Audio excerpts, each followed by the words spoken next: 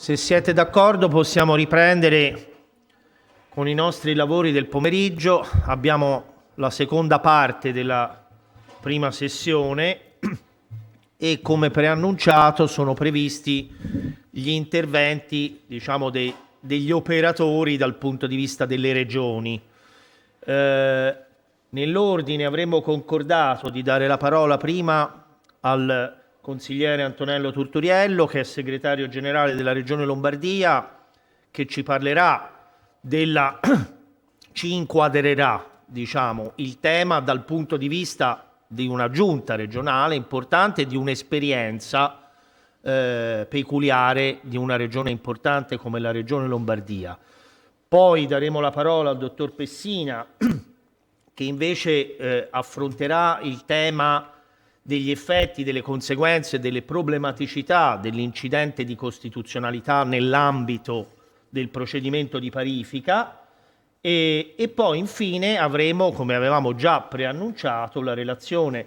della dottoressa Felci, che è segretario generale del Consiglio regionale del Lazio, che ci parlerà invece, affronterà il tema delle tecniche e dei meccanismi di copertura della spesa, in relazione a quanto abbiamo già ascoltato dalla Presidente Locci questa mattina dal punto di vista dei magistrati contabili. Quindi, se siete d'accordo, procederei dando la parola al consigliere Turturiello. Grazie. E sarei sempre per 20-25 minuti, in modo da conservarci una parte significativa e non marginalissima per il dibattito successivo. Ho già ricevuto delle richieste di intervento nel dibattito, in particolare ci saranno rappresentanti del Consiglio regionale della Regione Siciliana, dell'Assemblea regionale siciliana, che ci racconteranno un'esperienza particolare, particolarmente problematica, a cui stamattina è già stato fatto riferimento con riferimento agli effetti del giudizio di parifica sul potere della Regione di approvare la legge approvativa del consuntivo, e poi ovviamente sono a disposizione per ricevere altre richieste di intervento e di interlocuzione nel dibattito che seguirà. Abbiamo una deadline invalicabile, che è quella delle ore 17, per consentire lo svolgimento della seconda sessione. Se riusciamo anche a guadagnare qualche minuto per la seconda sessione non sarebbe male. La parola al consigliere Turturiello. Grazie. Allora, io intanto parto con un ringraziamento che non è rituale, nel senso che è stato veramente interessante stamattina seguire i lavori e anche cogliendo lo stimolo che il professore ci metteva in evidenza, solvolerò, se non in maniera molto formale, il tema di carattere giuridico. Io non ho una formazione giuridica, ho una formazione economica. Stamattina si è parlato del quadro giuridico sia dal punto di vista delle norme che dal punto di vista della giurisprudenza, e quindi il consolidamento giuridico lo conoscete tutti meglio di me, e il richiamo a questi articoli della Costituzione è stato fatto stamattina molto meglio di come lo faccio io oggi, e quindi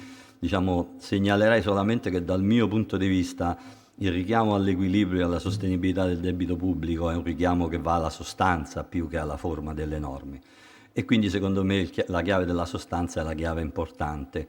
Quando ho preparato le slide qualche giorno fa, e stamattina poi ho sentito richiamare il PNR che fonda la sua analisi sui risultati, mi sono riconosciuto molto sul fatto che fosse stato utile il richiamo alla sostanza. Dall'altra parte, in quella chiave decentralizzazione, io in questo caso condivido il fatto che la riforma costituzionale abbia previsto che l'armonizzazione dei bilanci pubblici fosse competenza esclusiva statale. Non l'ho percepito, io che lavoro in regione da una quarantina d'anni, come una sottrazione all'autonomia regionale. Per rendere confrontabili i dati bisogna che i dati vengano fatti tutti secondo uno schema, e lo schema non può che essere originato dalla centralità, anche perché la confrontabilità dei bilanci mette in evidenza le diverse performance da parte della pubblica amministrazione, e questo principio della confrontabilità dei bilanci secondo me è utile per fare le analisi di cui si parlava stamattina. sempre richiamando la Costituzione, e anche qui vado molto a volo d'uccello, anche perché parlo della Corte dei Conti e voi ne sapete molto più di me di cosa deve fare la Corte dei Conti. ehm, L'attività della Corte dei Conti secondo me è un'attività di giudizio, poi dopo diciamo se il giudizio si traduce passando attraverso una leale collaborazione, una verifica collaborativa, un percorso di interazione, è chiaro che siamo tutti contenti e noi che veniamo controllati lo siamo ancora di più. Dal punto di vista letterale però le norme parlano di giudizio e quindi anche qui mi verrebbe diciamo da articolare la sostanza in un equilibrio dell'esercizio di riferimento e come dice la giurisprudenza anche in un equilibrio intergenerazionale, quindi deve essere sostenibile in quell'anno ma deve essere sostenibile anche in quel tempo. L'esame di legittimità ovviamente riguarda sia il bilancio di previsione che l'assestamento che il consuntivo e c'è, come avete diciamo stamattina segnalato anche voi, la legittimazione a sollevare in via incidentale questioni di legittimità costituzionale. Non mi avventuro nel ruolo del giudizio di parifica, dicevo io non sono un giurista e quindi non sono in grado di fare le sottolineature che avete fatto voi sul fatto che prevalga un profilo piuttosto che un altro, però io sono abbastanza affezionato diciamo, alla natura collaborativa diciamo, del rapporto fra le istituzioni. E quindi, non essendo stato in grado di fare l'analisi che avete fatto voi dal punto di vista giuridico, ho pensato che il momento, diciamo, sul quale non ci sarebbero vincoli dal punto di vista giuridico per esaltare la natura collaborativa del controllo che fa la Corte dei Conti, affinché si possa verificare sia l'equilibrio dell'anno che l'equilibrio nel tempo, è il momento del contraddittorio. E diciamo, per quanto riguarda il contraddittorio, io penso che diciamo, possa non limitarsi alla sola fase del giudizio di parifica, ma possa costituire un momento diciamo, di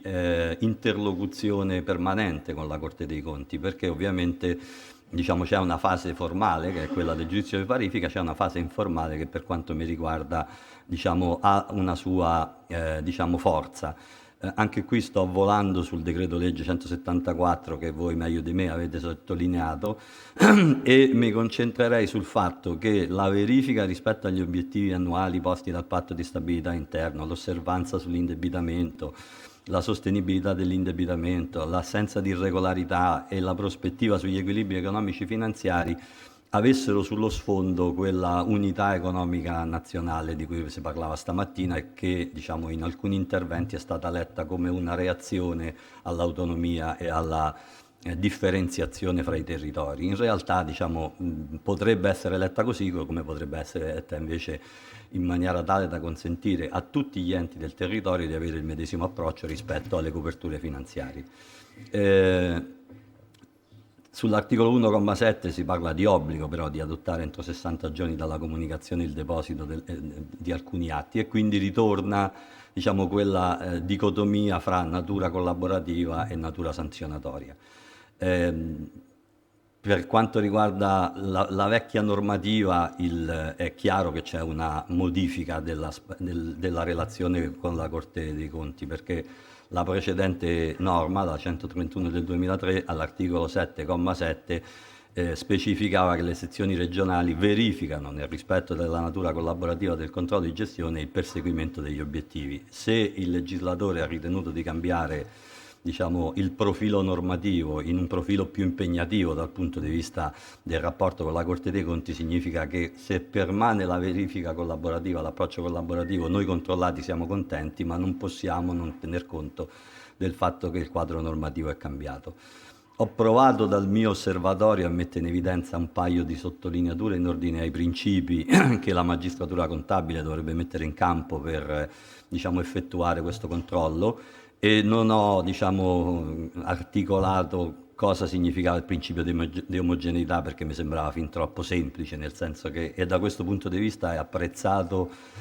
posso dire dalle giunte, il fatto che le linee guida che vengono elaborate dalla sezione autonomie da qualche tempo ci vengono anticipate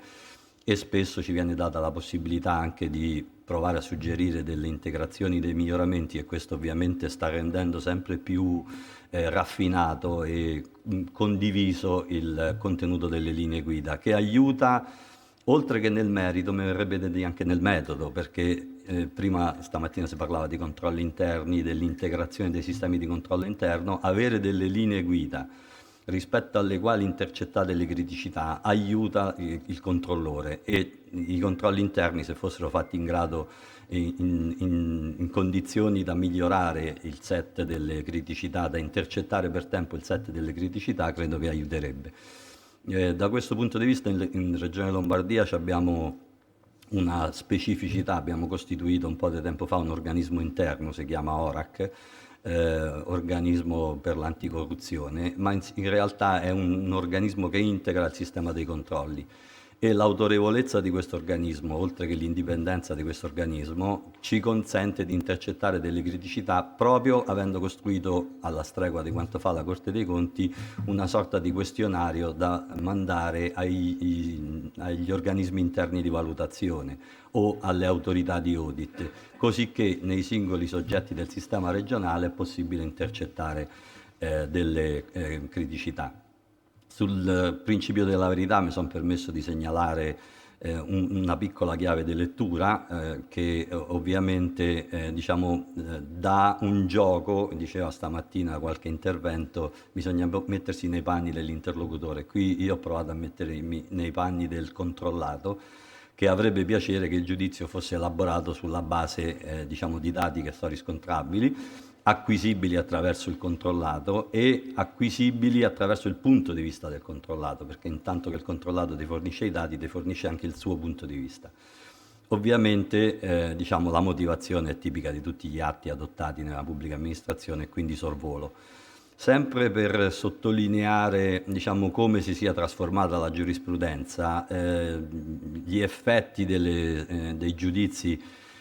mi verrebbe da dire che, per come li ho percepiti io, non sono meramente collaborativi ma imperativi alla luce di quello che dicono le norme, perché prima le norme si traducevano in sollecitazioni rispetto alle quali la Regione assumeva degli impegni, adesso ci sono degli obblighi e bisogna fare degli adempimenti. Non entrerei nella logica, il ruolo è più pregnante su un versante piuttosto che nell'altro, perché mi pare di aver capito che anche gli interventi di questa mattina, molto più autorevoli del mio, potevano avere sensibilità diverse. Credo che nessuno però possa mettere in discussione che l'attuale quadro normativo non limita la possibilità di utilizzare la leale collaborazione all'interno del contraddittorio. E una volta che, con una certa leggerezza, e vi chiedo scusa per questo, ho provato a raffigurare il quadro legislativo di contesto e anche il quadro normativo, non solo costituzionale ma anche ordinario, ho pensato di concentrarmi su un caso concreto che ha interessato da qualche tempo fa la Regione Lombardia. Cito la sentenza della Corte Costituzionale 274 del 2017, che è stata citata anche questa mattina, per aver estratto da questa sentenza alcuni passaggi che segnalavano la criticità di una legge regionale con riferimento alla permanenza dell'equilibrio di bilancio, tant'è che in una di queste sottolineature la sentenza diceva che risultava coinvolto in modo durevole l'equilibrio di bilancio, quest'ultimo considerato nella sua prospettiva dinamica. Ho messo in grassetto delle cose che mi piacevano, cioè l'equilibrio di bilancio dell'esercizio e l'equilibrio di bilancio prospettico,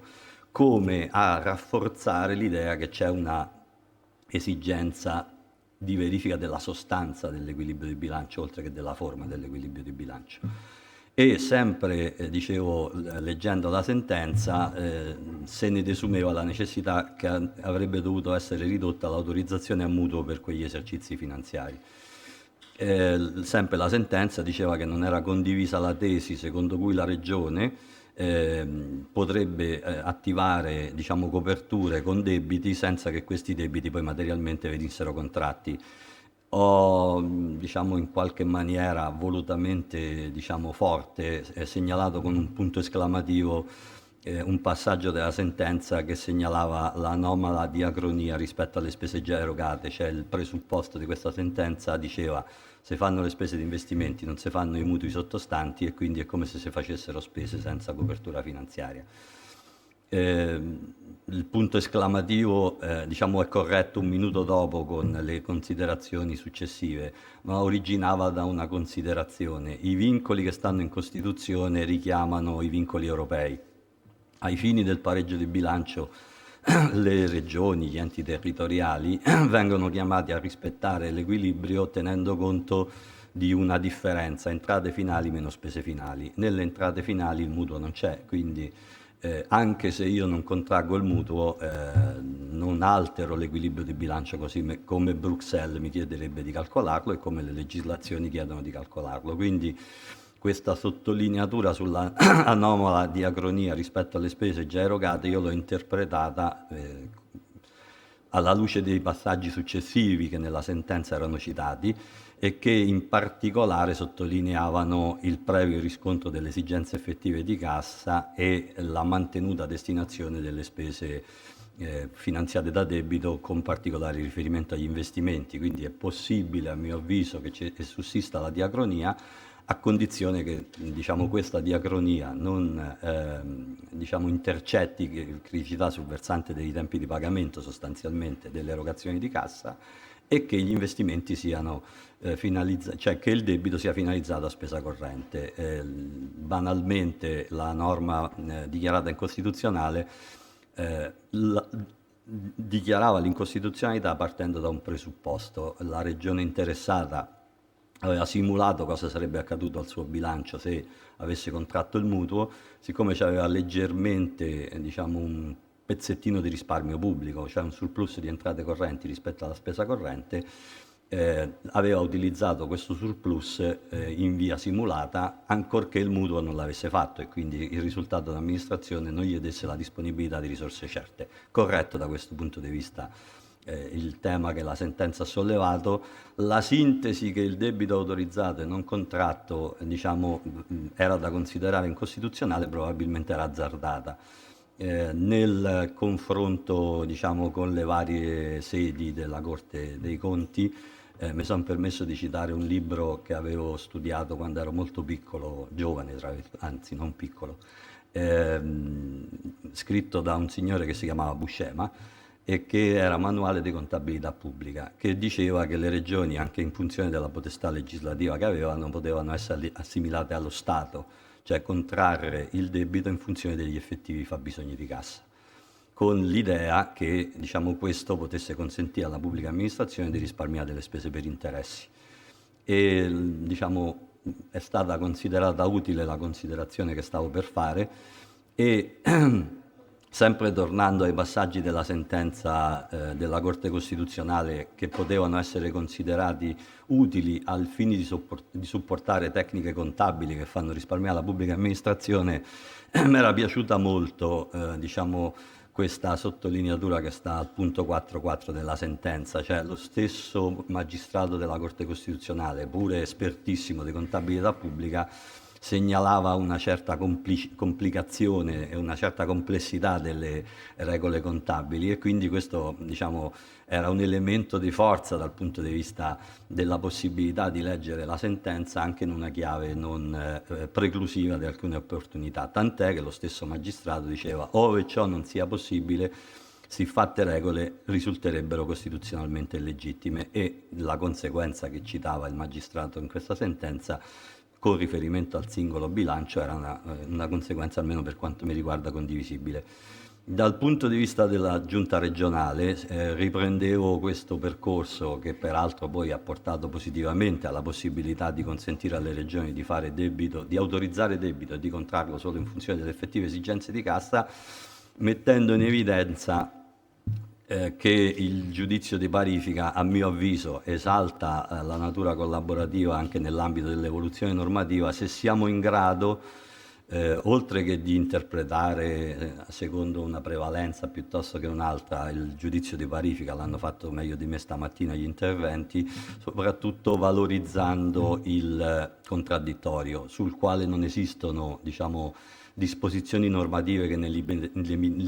limiterebbero diciamo, la portata, partendo dal presupposto che diciamo, tradizionalmente c'è il contraddittorio legato al giudizio di parifica, si fa in una riunione specifica che viene dedicata a questi fini, ma se potesse essere utile diciamo, estendere questo momento non solo al giudizio di parifica nella sua autorevolezza, nella sua procedura formale, ma anche ad un'interlocuzione continua con la Corte dei Conti. Io penso che la leale collaborazione diciamo, prenderebbe forza. In via assolutamente, diciamo, pragmatica e più contabile che giuridica,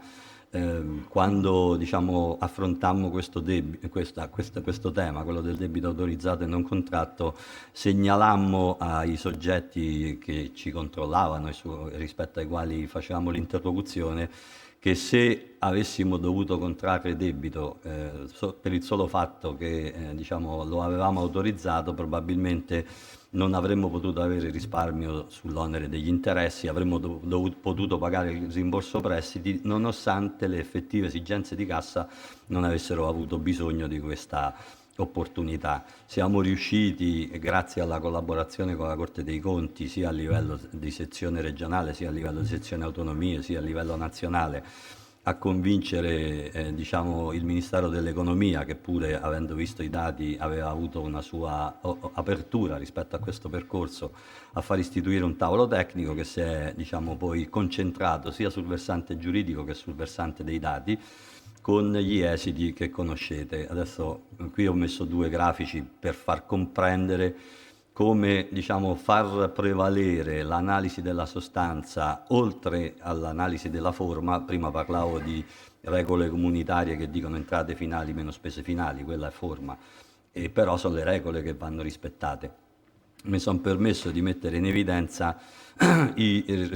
risultato di amministrazione della Regione Lombardia negli anni dal 2012 al 2020. Ovviamente gli anni successivi all'entrata in vigore della norma che diciamo, ha consentito in via esplicita di ritornare alla possibilità di autorizzare debito e di non contrarlo, sono stati degli aggiornamenti che ho fatto per questo momento di diciamo, reciproca informazione e comunicazione. È evidente che se io posticipo di un anno la contrazione del mutuo, ancorché io l'abbia autorizzato, ho risparmiato almeno quell'anno di interessi. Il fatto che questa curva via via si evolva da un risultato di amministrazione negativo e la cui negatività dipende dal fatto che sono stati fatti gli investimenti e non è stato contratto il mutuo, non c'era un disavanzo diciamo della gestione corrente, era solo legato alla spesa di investimento, deriva non solo dal fatto che abbiamo gestito correttamente i nostri bilanci, ma dal fatto che le regole di finanza pubblica imponevano alle regioni un avanzo d'amministrazione. Al contrario degli enti territoriali, questo avanzo non andava riversato allo Stato e quindi degli enti locali, e quindi diciamo, migliorava il risultato della regione, cioè io ho un risultato positivo di finanza pubblica, questo risultato positivo migliora il mio disavanzo, le regioni ottengono un miglioramento delle condizioni economiche, il saldo di finanza pubblica richiesto alle regioni nel consolidato che fa l'Istat positivo si accoppia al deficit previsto per altri enti e la somma algebrica dei due risultati porta in positivo porta un miglioramento nel conto pubblico consolidato della pubblica amministrazione. Dicevo, non è stato merito solo della Lombardia a raggiungere questi obiettivi, ma anche merito degli obiettivi di finanza pubblica costruiti in un certo modo. Ho pensato di offrire anche quest'altro tipo di informazioni, partendo da quella considerazione iniziale, entrate finali meno spese finali. La curva in rosso dice qual è il contributo di finanza pubblica che veniva chiesto alla Regione Lombardia, crescente nel tempo, poi è uscita una sentenza della Corte Costituzionale che ha detto l'avanzo rimane nella disponibilità degli enti territoriali e quindi concordammo con il governo che non dall'anno successivo all'anno di entrata in vigore della sentenza, per diciamo, rapporti giustamente inseriti nell'ambito dell'unità nazionale, ma di fare un decalage progressivo di questo avanzo fino ad azzerarlo nel 2020, nel 2021, scusate. La digressione diciamo, della curva del contributo di finanza pubblica che nell'esercizio 2018 assumeva una dimensione importante, 402 milioni di euro, andava accompagnata ai fini della lettura del rendiconto con la curva in azzurro che dice il valore del rimborso prestiti che la Regione Lombardia paga per il servizio del debito che ha. È chiaro che se nelle spese finali io il rimborso prestiti lo escludo, io posso fare un mutuo sul versante delle entrate non superiore al valore del rimborso prestiti, perché le entrate finali non c'hanno dentro il debito. Siccome quel valore è esiguo e nel 2018 valeva poco meno di 70 milioni di euro, io avevo 70 milioni di euro esclusi sul versante della spesa, 70 milioni di euro esclusi sul versante delle entrate. Se devo fare 400 milioni di euro di avanzo d'amministrazione legati al fatto che il mio contributo di finanza pubblica vale 400 milioni di euro, se anche autorizzo 70 milioni di euro di mutuo e non li faccio, quando chiudo il rendiconto c'ho un beneficio di 330 milioni di euro. Ai fini della contabilità ordinaria, tra virgolette, ai fini del risultato di finanza pubblica c'ho 400 milioni di euro di obiettivo, e questo ovviamente giustificava che il contesto giuridico letto nel suo intero, cioè non solo con riferimento al debito autorizzato e non contratto, ma anche agli altri vincoli giuridici di finanza pubblica, giustificava una chiave di lettura che consentiva di rendere evidente che quello che accadeva in Lombardia avrebbe potuto accadere in qualsiasi altra regione. Ovviamente con queste condizioni, cioè il risparmio pubblico o l'obiettivo di finanza pubblica è superiore al rimborso prestiti. Devo dire che anche qui il legislatore e anche gli organi amministrativi, perché la circolare della Ragioneria Generale dello Stato che sposta l'equilibrio da questa chiave di lettura entrate finali meno spese finali sull'esercizio a una chiave di lettura intergenerazionale, diciamo, è stato frutto di un grande lavoro di interlocuzione fatto soprattutto con la Corte dei Conti, che ha, diciamo, inteso poter consentire una flessibilità. Dicevo prima che per quanto ci riguarda le effettive esigenze di cassa non avevano problemi, e qui, diciamo, nel tempo abbiamo disegnato cosa accade sui conti di Regione Lombardia sul versante della gestione di cassa. Il rovescio della medaglia della gestione di cassa è rappresentato a mio avviso dai tempi di pagamento, nel senso che se io tengo la cassa ma non pago regolarmente i fornitori, diciamo, sto fornendo un profilo informativo non corretto. E da questo punto di vista abbiamo messo in fila anche, diciamo, l'esito dello stock del debito che va via via riducendosi in regione, e questo è obbligatorio per tutte le regioni, perché è vietato fare debito bullet per le amministrazioni territoriali, cioè un debito alla cui scadenza si rimborsa il debito, mentre per le amministrazioni territoriali il debito è obbligatoriamente caratterizzato da un profilo d'ammortamento che via via negli anni diciamo riduce lo stock del debito. La curva rossa ha una leggera correzione, non perché abbiamo fatto altro debito, ma perché un po' di tempo fa diciamo, il legislatore nazionale, per aiutare la città metropolitana di Milano in concomitanza dell'Expo, aveva chiesto che alcune delle società possedute da provincia diventassero proprietà della regione, e noi ovviamente abbiamo sciolto queste società. Ci siamo incorporati i debiti e li stiamo gestendo, cercando di migliorarne il profilo di rendimento, anzi di costo, di rendimento per le banche, partendo dal presupposto che il rating finanziario di Regione Lombardia è un pochino superiore al rating finanziario del soggetto da cui abbiamo ereditato il debito, e peraltro in una buona interlocuzione con Cassa Depositi e Prestiti abbiamo chiuso il debito originario col precedente istituto bancario e l'abbiamo riaperto con Cassa Depositi e Prestiti. Dicevo prima che il rovescio della medaglia, per capire se effettivamente le giacenze di cassa, diciamo, hanno senso ovvero no, a mio avviso è l'indicatore della tempestività dei pagamenti. Lo abbiamo articolato, diciamo, in funzione dei segmenti di legislazione che disciplinano l'equilibrio di bilancio in regione, la parte sanità e la parte non sanità, e come vedete in questo caso il fatto che di fianco, di fronte a ciascun numero ci sia un segno meno, indica che stiamo rispettando in via anticipata i tempi di pagamento da parte delle singole aree di intervento di regione. E diciamo, questo indicatore, come vedete sul versante del verde più azzurro, è diciamo il più performante via via nel tempo, quindi diciamo a fronte di una giacenza di cassa che garantisce i tempi di pagamento, anche la macchina amministrativa ha, diciamo, apportato un contributo accelerando i tempi di pagamento. L'ultima cosa che volevo mettere in evidenza è che quando abbiamo in quella lunga interlocuzione, e qui ritorno sempre sul versante collaborativo della leale collaborazione interistituzionale che tutti stamattina hanno citato, quando tanto tempo fa diventai responsabile del bilancio della regione, adesso non lo faccio più da qualche anno, avevo iniziato a segnalare a me stesso e anche alla politica e anche alla macchina come la regione finanziava gli investimenti e questi istogrammi nella parte blu segnalano che l'investimento è stato autofinanziato, nella parte gialla che diciamo almeno in fase previsionale c'era un'autorizzazione a debito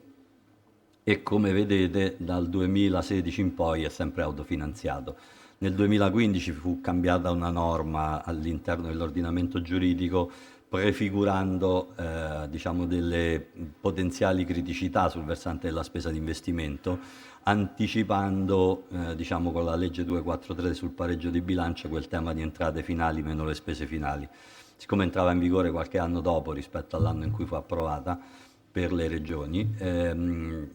ci siamo permessi di potenziare il versante della spesa di investimento in maniera un po' importante e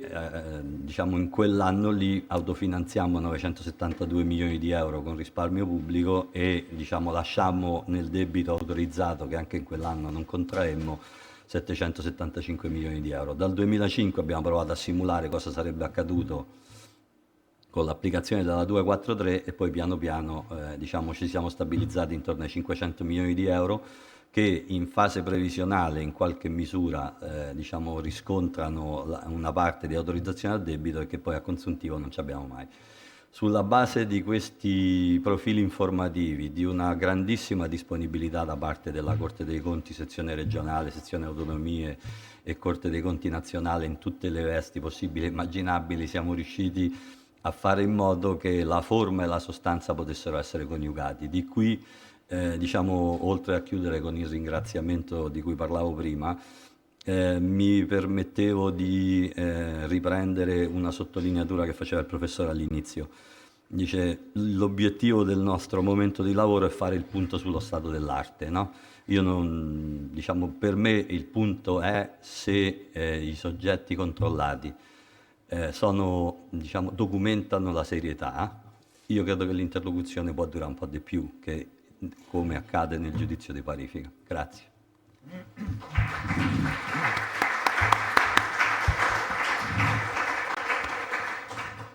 Ringrazio moltissimo il consigliere Turturiello perché si è anche autofatto la sintesi, nel senso che ci ha consegnato, intanto ci ha restituito il resoconto di un'esperienza virtuosa non solo sotto il profilo dell'operato di una regione che ha conseguito dei risultati importanti in termini di finanza pubblica e di gestione finanziaria complessiva e dinamica nel tempo, ma anche di interlocuzione, di capacità di relazione interistituzionale con la magistratura contabile a tutti i livelli. Permettetemi soltanto, come dire, a me da giurista, ovviamente non entro nei dati contabili di cui davvero fatico spesso a capire tutte le dinamiche, però consentitemi, come dire, tre battute che almeno a me colpiscono di questa relazione del consigliere Turturiello. Anche lui è partito da questa dicotomia di cui si parlava stamattina, che è un po' il nostro leitmotiv, tra natura collaborativa e natura conformativa precettiva dei controlli, quantomeno dei controlli di legittimità e regolarità finanziaria. E anche lui ha sottolineato, attenzione, forse oggi il quadro è mutato e non abbiamo solo più come regioni sollecitazioni dagli organi, diciamo, di controllo contabile che siano rimesse all'impegno politico dell'ente territoriale, ma, come dire, qualcosa di più vincolante, qualcosa di più precettivo, qualcosa che conforma i nostri comportamenti. Ciò non di meno, e questa è la cosa più interessante, la leale collaborazione resta come dire, un elemento assolutamente indefettibile del sistema. Cioè anche, come dire, ammettendo che i controlli non abbiano più soltanto esclusivamente quella natura di sollecitazione all'autocorrezione, la leale collaborazione resta e può rimanere un ingrediente fondamentale e auspicabile sempre e produttivo di risultati virtuosi nelle relazioni interistituzionali. A me questo fa venire in mente, e con questo davvero concludo questa mia sintesi, mi fa venire in mente una distinzione che forse dobbiamo provare a immaginare, cioè tra la leale collaborazione come principio, la leale collaborazione interistituzionale, che davvero è una sorta di terreno comune, di humus di cui tutte le istituzioni devono farsi carico, sempre nell'esercizio delle proprie prerogative e dei propri poteri. Giammai le istituzioni si possono relazionare, mi verrebbe da dire, senza tenere conto del principio di leale collaborazione. Ciò non di meno, questo non significa che le funzioni possano non avere natura collaborativa, ma avere effetti conformativi o precettivi. Cioè, come dire, i due temi non sono la stessa cosa, sono due temi da tenere adeguatamente distinti. Le relazioni interistituzionali collaborative possono convivere tranquillamente con l'esercizio di poteri conformativi. Questo è il tema. A me sembra che la relazione del consigliere Turturiello ci abbia dimostrato per tabulas, mi verrebbe dire, e per numeros,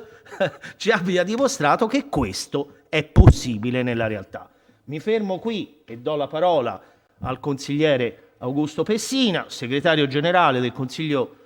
regionale della Liguria, che invece si occuperà del tema più specifico dell'incidente di costituzionalità e degli effetti che discendono dall'incidente di costituzionalità sollevabile in sede di parifica dei rendiconti regionali. Grazie.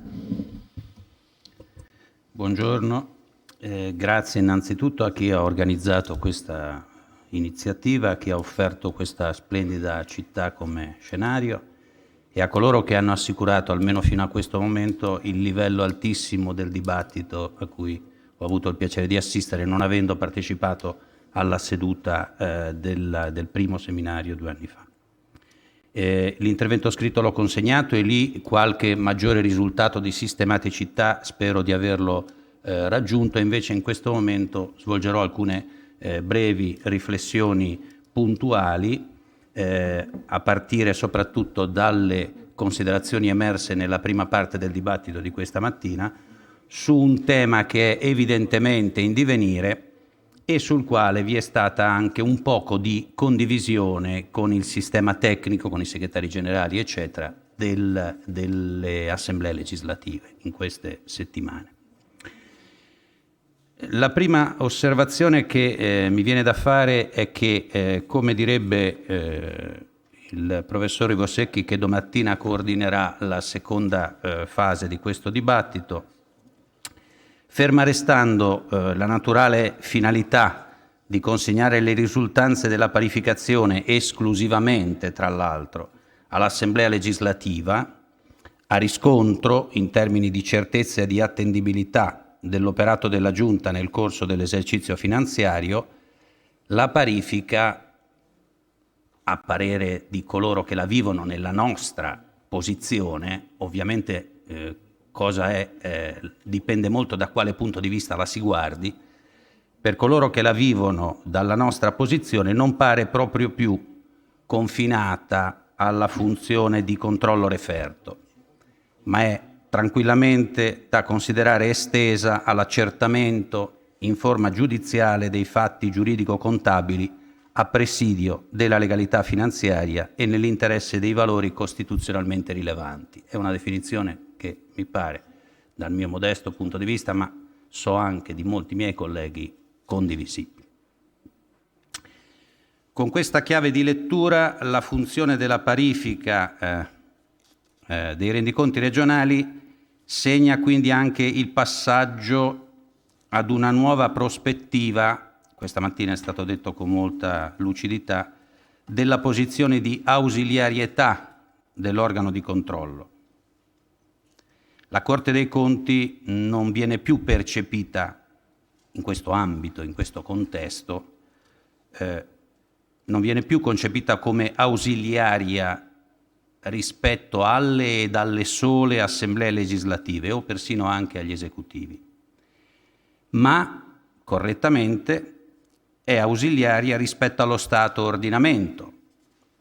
quale magistratura a presidio della sovranità democratica di cui è l'articolo 1,2 della Costituzione, esercitata appunto nelle forme e nei limiti della Costituzione.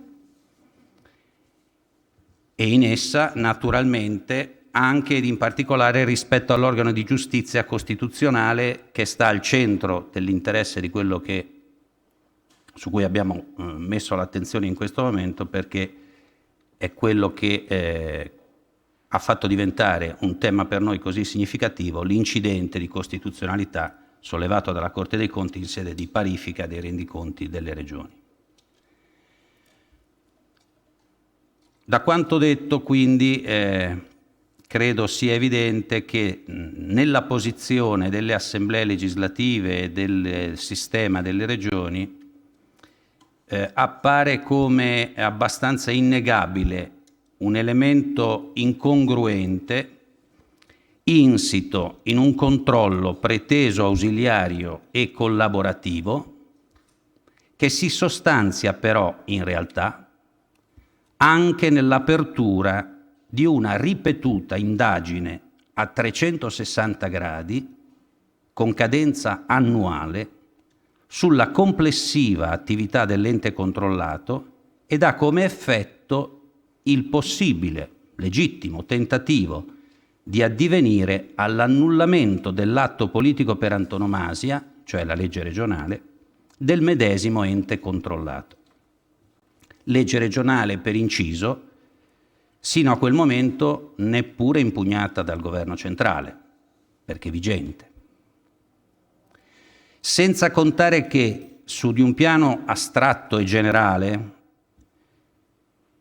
è già inevitabile, sembrerebbe di poter dire, che un controllo, come detto, non più svolto nell'interesse dell'ente controllato, ma dell'ordinamento e della legalità finanziaria in quanto tali, perda perciò stesso i propri caratteri potenziali di natura ausiliaria e collaborativa. Mentre d'altro canto va altresì detto, e questo non lo dimentichiamo, il sistema regionale non lo dimentica, non lo deve dimenticare, non lo può dimenticare, va altresì detto che non vi è dubbio che esista un nesso inscindibile e diretto tra equilibri di bilancio e responsabilità democratiche e rappresentative da mandato elettorale, nesso il quale deve comunque, in qualche modo, trovare adeguato riscontro, in primo luogo assicurando sempre l'esistenza di scritture contabili controllate, sincere e tempestive,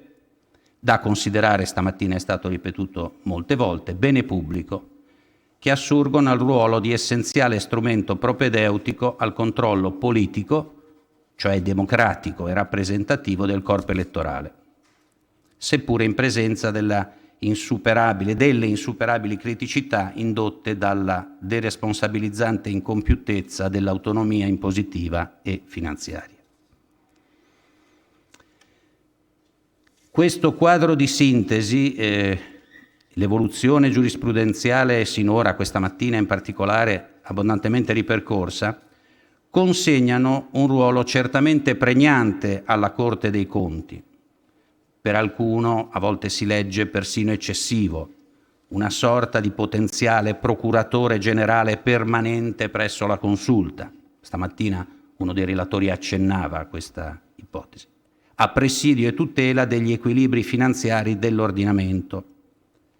unitari e nazionali naturalmente, quindi della cosiddetta finanza pubblica allargata, soprattutto in presenza di una unità del sistema che non può più essere assicurata con azione verticale dall'alto al basso, dal potere centrale, ma va creata tempo per tempo, probabilmente, con una bilanciata e progressiva, anzi evolutiva, esattazione costituzionale delle relazioni orizzontali a rete tra i diversi soggetti che compongono la Repubblica, ex articolo 114. Rete nella quale lo Stato apparato quindi non sta più al centro, che non sopra, perché sopra, anche rispetto allo Stato apparato, sta solo la Costituzione. Ancor più con riferimento al sindacato incidentale di legittimità costituzionale che si origina nel giudizio di parifica nei confronti di leggi regionali, non oggetto peraltro di impugnazione in via principale da parte dello Stato. E spesso, l'ho già accennato, a distanza di anni dalla loro approvazione ed oggetto sino ad allora di costante applicazione.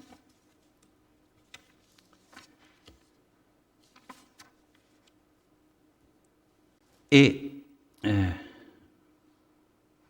come mi pare correttamente è stato anche già detto, la legittimazione della Corte dei Conti a sollevare questioni di costituzionalità in sede di parifica, sostenuta dalla Consulta ben prima dell'estensione della medesima ai rendiconti regionali, è stata dalla Corte Costituzionale, o almeno così a molti di noi pare, ancorata al carattere di giudizio del procedimento, ai requisiti di terzietà ed imparzialità del giudice contabile, al rispetto del principio del contraddittorio ed alla natura strettamente ed oggettivamente normativa del criterio di giudizio, con il valore aggiunto, peraltro, di caratterizzarsi quale presidio di interessi sostanzialmente adespoti che, cioè per la loro natura, ben difficilmente diverranno mai pregiudiziali nella decisione di un ordinario giudizio. Ecco, quindi in sostanza credo che per noi che viviamo il giudizio di parifica e in particolare il tema del possibile incidente di costituzionalità sollevato in quella sede dalla Corte dei Conti, una delle linee di riflessione è che pare che proprio sul carattere giurisdizionale del processo di parifica si possa giocare, seppure per molti versi, apparentemente, in maniera paradossale, il risultato auspicabile per noi, consapevoli che da un lato indietro non si torna verso un controllo collaborativo a pieno titolo, e quindi l'unica strada percorribile porta solo più avanti sulla via della giurisdizionalità della parifica, o meglio, nella ricerca delle garanzie insite e rivendicabili in essa o in qualcosa ad essa più compiutamente assimilabile. A fronte di tali elementi, individuati dalla stessa Corte Costituzionale, occorre infatti, a nostro parere, domandarsi se, in termini di garanzie e di poteri processuali riconosciuti alle due, uso consapevolmente questa espressione anche se so che non da tutti è condivisa nemmeno da tutti coloro che sono intervenuti questa mattina, alle due parti pubbliche, Regione, ad esempio per personificarle, e pubblico ministero contabile, peraltro tra loro ontologicamente e teleologicamente del tutto eterogenee, sussista realmente una parità delle armi e quindi in che modo e con quali limiti si sviluppi un reale paritetico contraddittorio, elemento essenziale, pare, alla base di ogni vero giudizio. Spesso viene rilevato, magari senza eccessiva pubblicità, in colloqui nei corridoi, prima e dopo la riunione, come la Regione sia, sì, certamente coinvolta nella fase istruttoria, con la necessaria partecipazione degli uffici nella fase di raccolta documentale, di chiarimenti e di approfondimenti. Peraltro, e anche questo potrebbe essere migliorato, diciamo così, in misure e con modalità differenti da regione a regione. Ma comunque, a prescindere da queste differenze, risulti invece del tutto sprovvista nella fase contenziosa di qualsiasi vera difesa tecnica, che sola consentirebbe di esercitare pienamente il proprio diritto al contraddittorio, soprattutto in relazione alle questioni squisitamente giuridiche di legittimità e regolarità che la sezione di controllo abbia ritenuto di formalizzare nelle sue conclusioni e altresì di rilevare nel contempo eventuali questioni di legittimità costituzionale della normativa statale utilizzata dalla Procura o dalla sezione per, virgolette, colpire, chiuse le virgolette, la propria legislazione. Ad esempio, caso concreto che si verifica di frequente, di previsioni di coordinamento della finanza pubblica che forzano i confini competenziali, inducendo di conseguenza una allocazione finale di risorse non conforme alla loro potenziale corretta, in questo caso autonomistica e democratica e solo perciò costituzionalmente legittima, perimetrazione costituzionale, addivenendo quindi con ciò ad un più equilibrato perfezionamento del cammino giurisprudenziale avviato dalla stessa Corte Costituzionale in ordine alla natura, almeno così a noi pare, effettivamente giurisdizionale, neutra ed imparziale del procedimento di parifica. In questo senso mi pare possa evidenziarsi anche come la Regione non si senta in realtà in quanto tale rappresentata dal pubblico ministero in queste occasioni, dal pubblico ministero contabile, rilevandosi che si tratta di interessi col medesimo quantomeno divergenti, posto che il PM è portatore dell'interesse pubblico dello Stato comunità, mentre l'ente territoriale è portatore dell'interesse pubblico dell'amministrazione persona, quando anche esponenziale di una comunità che è comunque soltanto quella stanziata sul territorio di propria competenza e non sull'intera comunità nazionale. Né d'altro canto che possa davvero ritenersi che l'interesse regionale, tecnico e sostanziale nel processo venga adeguatamente rappresentato in sede di parifica. So che non me ne vorranno gli interessati, anzi credo che apprezzeranno questa mia dichiarazione, da un presidente di regione, ancorché certo di solito invitato a sedere in primissima fila tra il pubblico, ma non in grado certamente di intervenire nella procedura in maniera significativa. La sollevabilità di eventuali questioni di legittimità costituzionale, anche di norme statali, in sede di giudizio di parifica, contribuirebbe invece a preservare in questo senso dal pericolo delle cosiddette zone d'ombra che spesso la Corte Costituzionale richiama, che risulta, a nostro modesto punto di vista, davvero poco ragionevole sforzarsi tanto di illuminare limitatamente alle sole leggi regionali.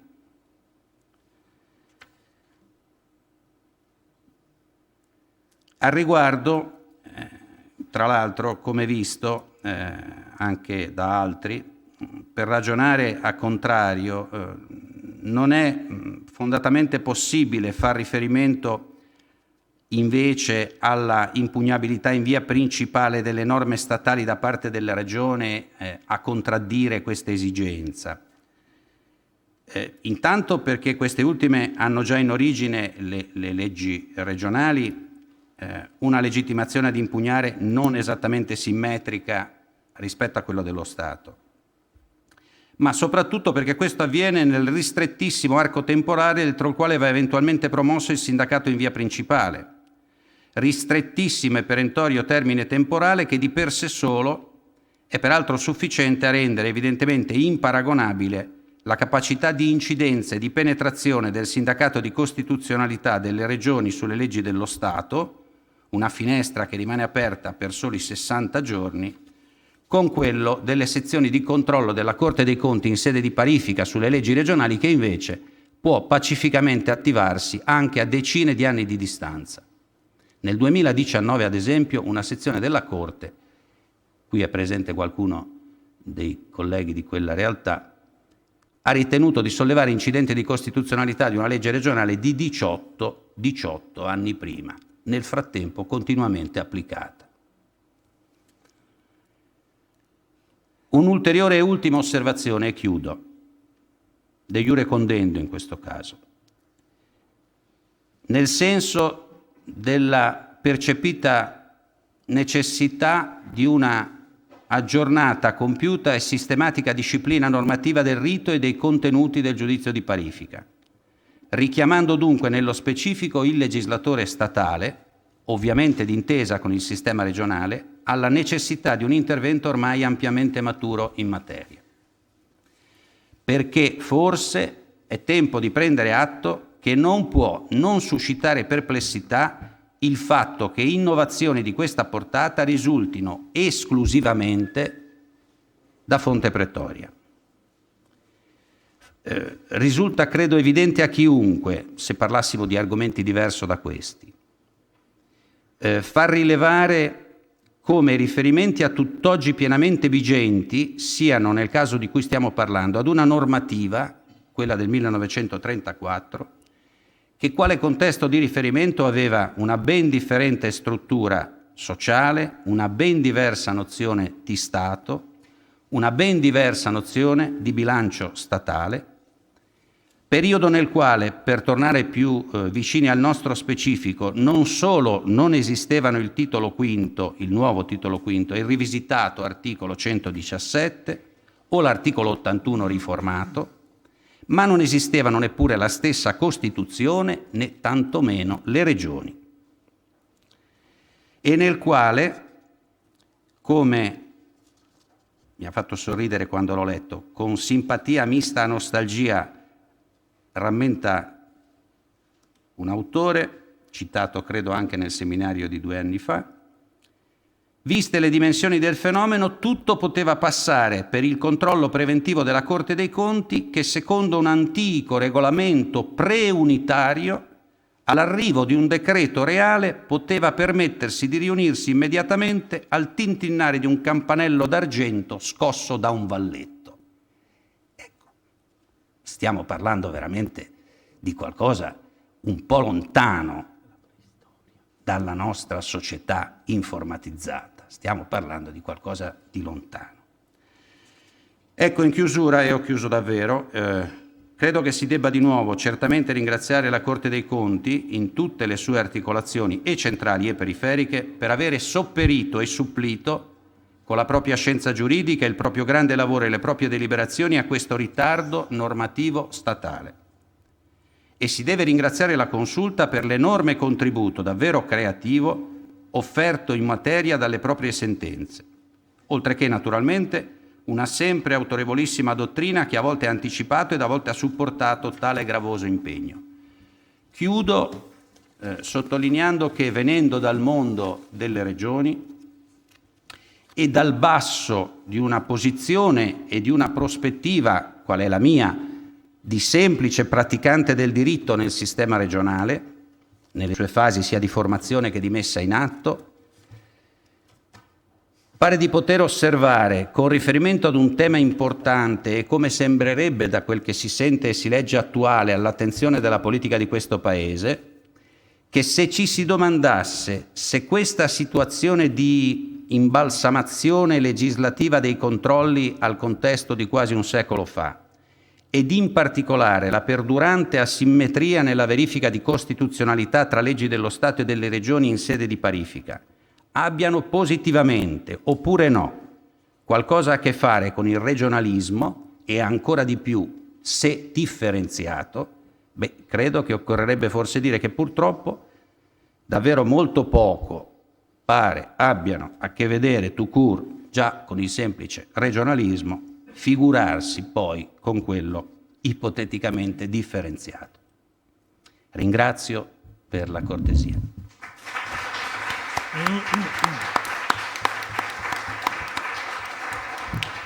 Grazie al consigliere Pessina che, devo dire,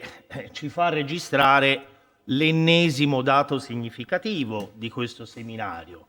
I consigli regionali, come dire, hanno una posizione importante, mi pare, sul tema del nostro seminario, e una posizione forse, mi perdonerà, inaspettata istituzionalmente.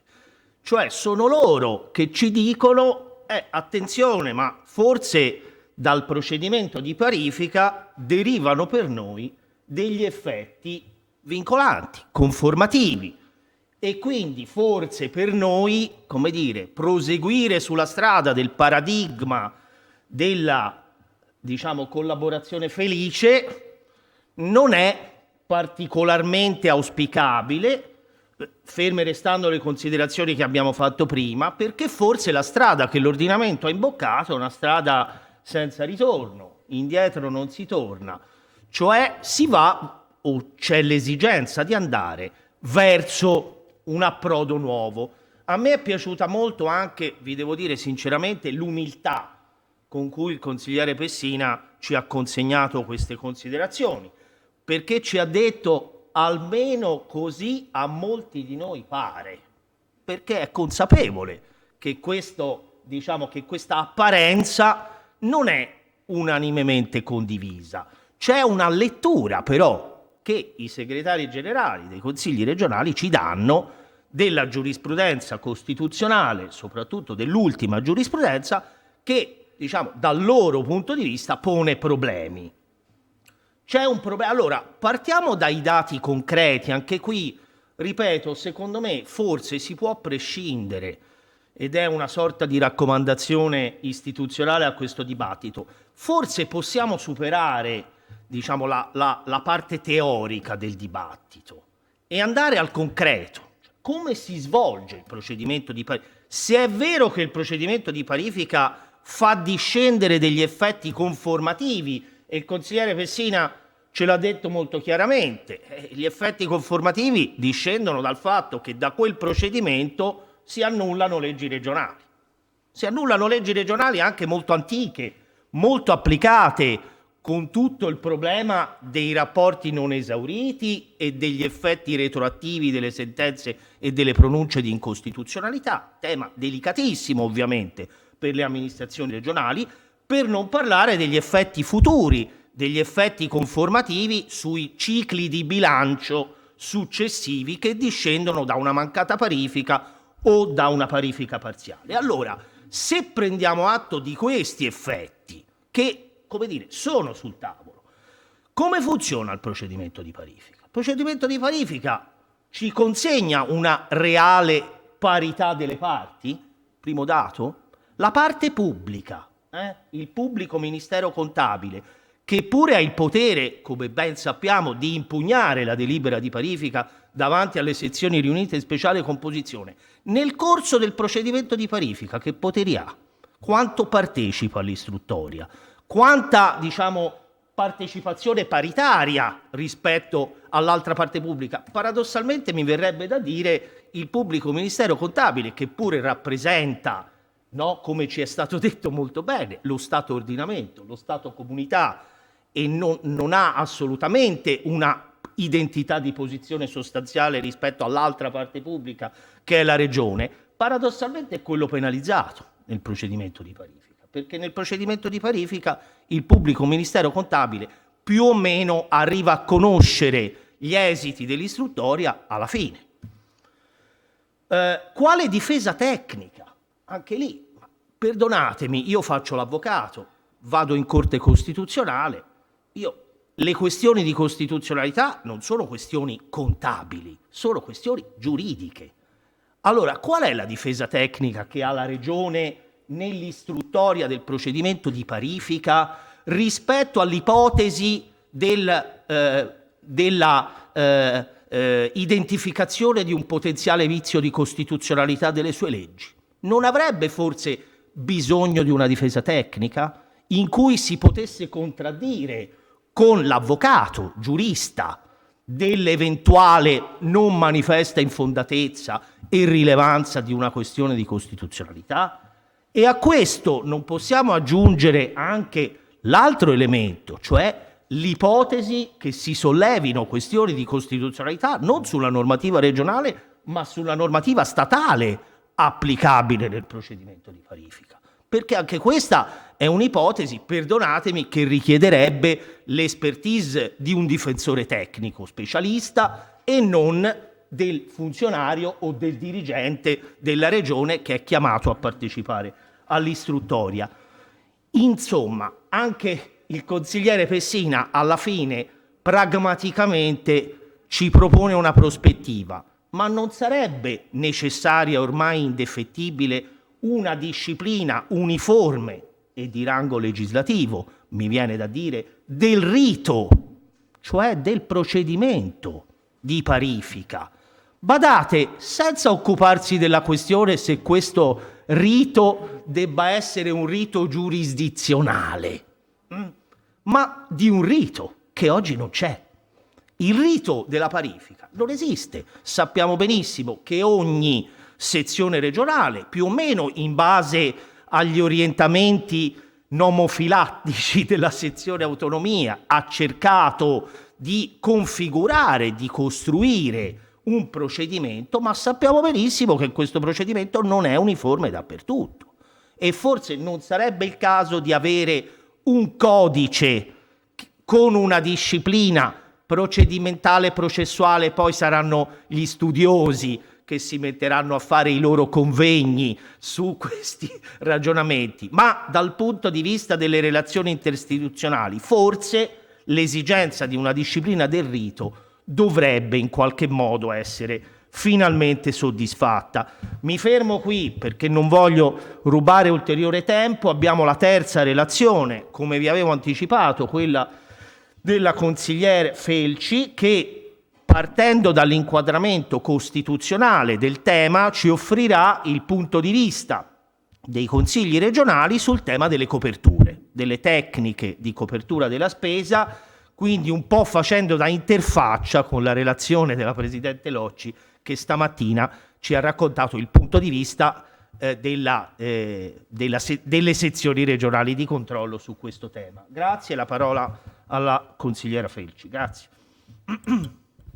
Grazie a lei professore e grazie anche agli spunti che ha voluto darci per affrontare un argomento che è stato piuttosto interessante fino a questo momento. Sono certa che continuerà ad esserlo anche a seguire fino ai lavori di domani.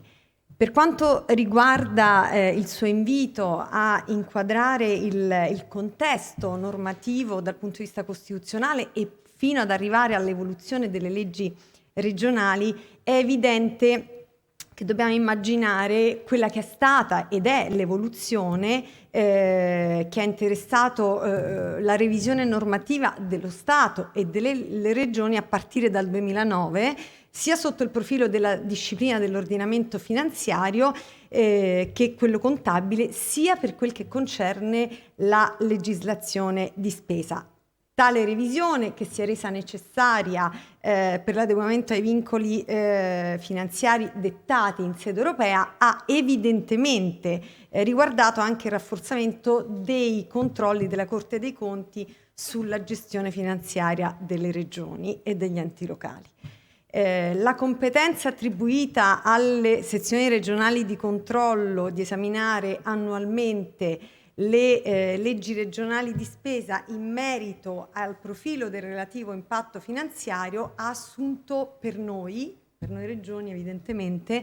un impatto determinante. Perché? Perché la relazione della Corte per noi è diventato un momento fondamentale che concorre a sostenere una assunzione, possiamo dire, di decisioni legislative di spesa sostenibili sia nell'ambito della programmazione finanziaria regionale, ma anche in coerenza con quella che è la politica nazionale. Quindi il punto di partenza con cui affrontiamo la nostra relazione è quello di una consapevolezza della, diciamo così, determinante funzione che per le regioni assume la relazione annuale. Quale la funzione che noi riceviamo, insomma, e che cerchiamo di farne tesoro rispetto a quanto riceviamo dalle relazioni delle sezioni regionali. Quindi il lavoro che è stato fatto e di cui stiamo in questo momento proponendo il risultato è stato quello di analizzare le diverse relazioni delle sezioni regionali per capire quali sono state le diciamo così, più rilevanti e ricorrenti criticità che sono state esaminate e anzi evidenziate con una duplice lettura. Da una parte quella di una risposta collaborativa da parte delle regioni nei casi in cui hanno inteso uniformarsi, ovviamente a quelli che chiamiamo inviti, Turturiello, ci proviamo, delle sezioni regionali, e laddove, come vedremo e faremo degli esempi, non sono state ritenute, diciamo, totalmente condivisibili, le regioni e i consigli regionali anche hanno ritenuto di voler rilevare la propria autonomia di produzione legislativa. Quindi dall'esame delle relazioni siamo riusciti a disegnare un quadro complessivo dell'evoluzione, quindi del quadro normativo nazionale e regionale, e capire qual è stata la dinamica poi importantissima del lavoro con le corti. Il professor Cerchetti stamattina diceva dove siamo e dove vogliamo andare, qual è il punto oggi della produzione normativa regionale, ma come vedremo tanto fa anche la prassi relativamente a quello che è il principale atto che accompagna poi la produzione normativa, che è la relazione tecnica. Il principio della copertura finanziaria delle leggi, come sappiamo, sancito a livello costituzionale dall'articolo 81, ha assunto una ampia e diciamo cogente portata a seguito della revisione operata con la legge costituzionale del numero 1 del 2012, con la quale tra l'altro introduciamo nella Carta Costituzionale il principio del pareggio di bilancio. Quali sono i punti che a nostro avviso hanno posto un maggior focus sulla cogenza nel momento in cui il legislatore ha adottato appunto la legge costituzionale? Innanzitutto con il novellato articolo 3 del comma 3 dell'articolo 81 noi passiamo dal concetto che ogni altra legge ha ogni legge. Questo per noi è stato importantissimo perché elimina il previgente divieto per le leggi di bilancio di prevedere ulteriori oneri. Quindi intanto un passaggio importante sulle leggi di bilancio. In secondo luogo viene sostituito il termine oneri, viene posto il termine oneri in luogo di spese. Si introduce quindi un'accezione più ampia, riconoscendo anche alle riduzioni di entrate l'idoneità a impattare sui saldi. E qui poi ci ricongiungiamo a quello che abbiamo detto, le famose clausole di invarianza piuttosto di neutralità finanziaria. E da ultimo il concetto più importante, che ritroviamo tra l'altro a livello di legislazione nazionale nella 196 del 2009, il concetto di provvedere, perché testualmente l'articolo 81 dice ogni legge che importi nuovi o maggiori oneri provvede ai mezzi per farvi fronte. Non indica, provvede. Quindi il concetto di provvedere per noi diciamo regioni, ha la cogenza di dover essere chiari e precisi nell'indicazione, sapendo quindi che cosa si aspetta il nostro controllore per eccellenza. Quindi che cosa succede con la riforma costituzionale del 2012? Da una parte il rafforzamento, dando una forte cogenza al principio di copertura finanziaria, e dall'altra l'introduzione del principio dell'equilibrio di bilancio, andando quindi a fare una stretta correlazione tra i due principi, come tra l'altro chiaramente chiarito dalla Corte Costituzionale in diverse pronunce. La Corte infatti, leggo testualmente, dice che nel sindacato di costituzionalità copertura finanziaria ed equilibrio di bilancio integrano una clausola generale in grado di operare pure in assenza di norme interposte quando l'antinomia con le disposizioni impugnate coinvolga direttamente il precetto costituzionale. Infatti la forza espansiva dell'articolo 81, quarto, oggi terzo, comma della Costituzione, presidio degli equilibri di finanza pubblica, si sostanza in una vera e propria clausola generale in grado di colpire tutti gli enunciati normativi causa di effetti perturbanti la sana gestione finanziaria e contabile. Quindi la Corte Costituzionale, la disciplina costituzionale è chiara, cogente e fa una chiara correlazione fra i due principi. A livello nazionale noi abbiamo già il principio della copertura finanziaria inquadrato nella legge 196, la legge di contabilità e finanza pubblica del 2009, che in particolare nell'articolo 17 che cosa prevede? Prevede che ciascuna legge che comporti nuovi o maggiori oneri indica espressamente per ciascun anno e per ogni intervento da essa prevista la spesa autorizzata, che si intende come limite massimo di spesa, e arriviamo poi al concetto del limite massimo di spesa, ovvero le relative previsioni di spesa, provvedendo alla contestuale copertura finanziaria dei medesimi oneri ai sensi del presente comma. Anche qui ritroviamo il concetto di provvede come termine cogente rispetto a quello a cui sono chiamate quindi le amministrazioni che producono norme che prevedono oneri. E da qui arriviamo all'importante disciplina che lo stesso articolo, in un successivo comma, prevede rispetto alla relazione tecnica, che per noi diventa, diciamo, il documento, come vi dicevo, più importante rispetto a quello che è il nostro rapporto con la Corte nella fase di predisposizione della norma. Vedo che la Presidente annuisce, perché così torniamo alla sua relazione. Relazione tecnica ovviamente introdotta nel nostro ordinamento già nel 1988, ma che nel 2009,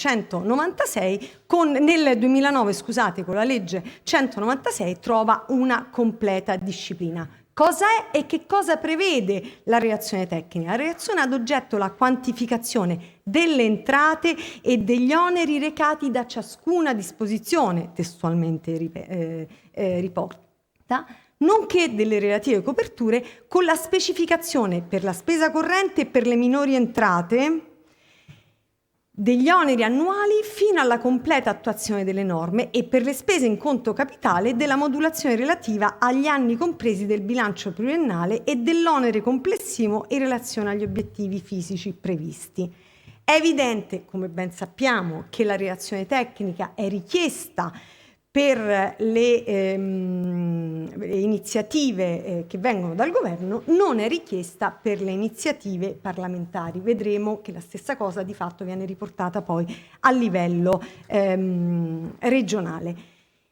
Cosa introduce il comma 6 bis sempre dell'articolo 17 della 196 del 2009, così come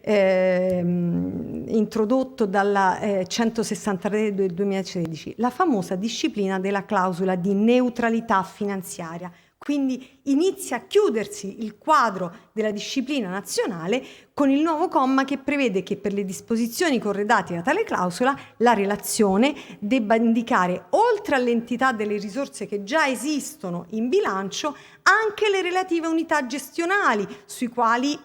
si intende far poi andare a gravare tutte le disposizioni medesime anche attraverso la loro riprogrammazione. E qui arriveremo ad un concetto molto importante per noi, che è quello della capacità e anche della potestà riconosciuta in capo alle regioni, così come prevista per lo Stato, di gestire e quindi riprogrammare il proprio,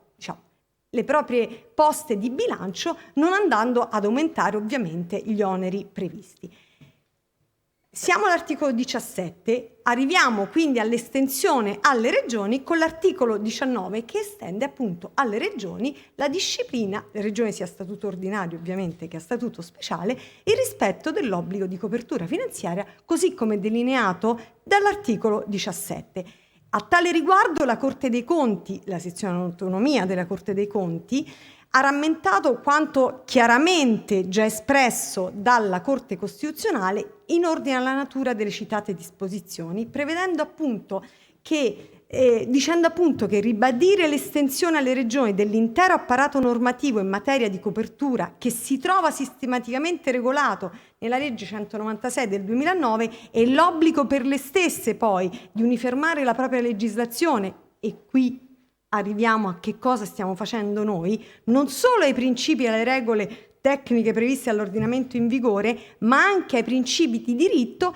che la stessa giurisprudenza costituzionale ha enunciato in tema di copertura finanziaria, sancita appunto dall'articolo 81. Su questo la Corte Costituzionale ha voluto quindi chiarire quello che è il combinato disposto articolo 17 e 19 della 196 del 2009 rispetto quindi alla sua estendibilità alle regioni e quale ne sia la portata. La deliberazione 8/2021 della sezione autonomia della Corte dei Conti è stata chiarissima. A questo punto e in tale prospettiva, cioè questa prospettiva dell'estensione alle regioni dei principi suddetti, sembra quindi ispirato l'articolo 1,2 del DL 174 che prevede che annualmente le sezioni regionali di controllo della Corte dei Conti trasmettono ai consigli regionali le relazioni sulle coperture finanziarie.